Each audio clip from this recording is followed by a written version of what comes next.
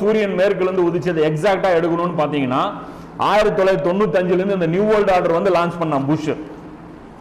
Soviet union வந்து collapse ஆச்சுல, Russia Soviet union சில்லா உடைச்சி அதுக்கப்புறம் வந்து இந்த பொருளாதார இந்த தாராளமயமாக்கல் இந்த கார்பரேட் கல்ச்சரை வந்து அவுத்து விட்டாங்க.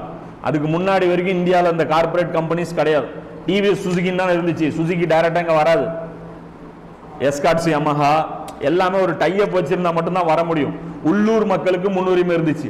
அதுக்கப்புறம் தான் இந்த நியூ வேர்ல்ட் ஆர்டர் அது வந்ததுக்கு அப்புறம் உலகமே ஒரே கலாச்சாரத்தை பின்பற்ற ஆரம்பிச்சது. அது ஸ்டார்ட் ஆச்சு 95 இருந்து சூரியன் மேற்குல இருந்து உதிச்சு. இன்னைக்கு என்ன ஆகி போச்சு, கலந்துட்டோம் நம்ம. இன்னைக்கு நம்மூர் லோக்கல் பொருள் எதுவுமே கிடையாது, எல்லாமே இன்டர்நேஷனல் தான், எல்லாமே மல்டிநேஷனல் தான்.